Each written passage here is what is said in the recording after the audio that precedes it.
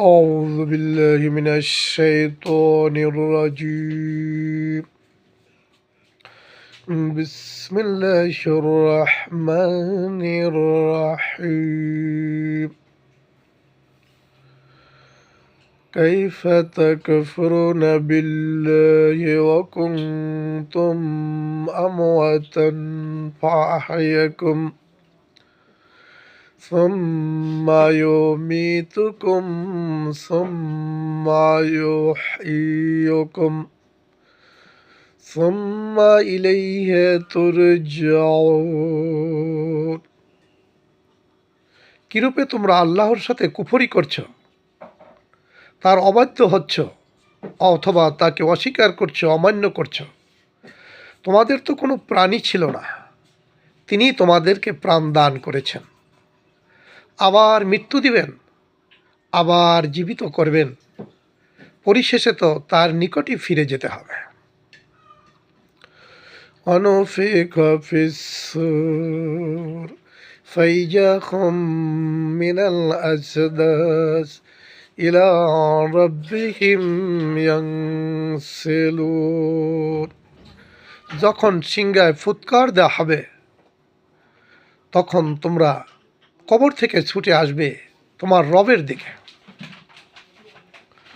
قالوا يا ويلنا من بعثنا من مرقدنا هذا ما وعد الرحمن وصدق المرسلون।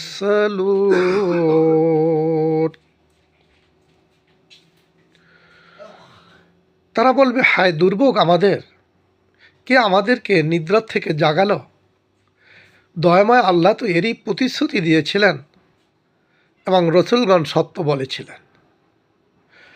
In কানাত ইল্লা সাইহাতান ওয়াহিদাতান ফাইজা হুম জামিউল লাদাইনা মুহদারুন।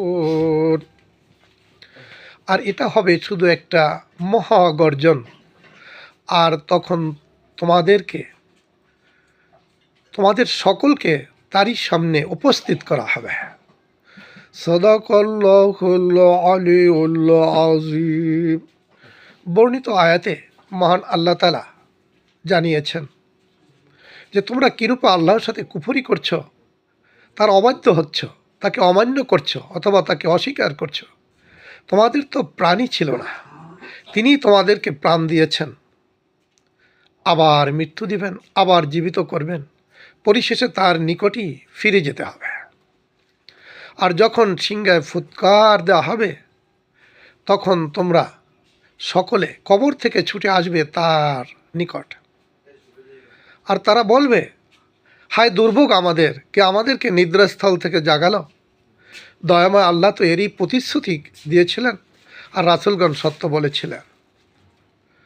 আর এটা হবে একটা মহাগর্জন, তখন তোমরা সকলে ছুটে আসবে তোমার প্রতিপালকের নিকট।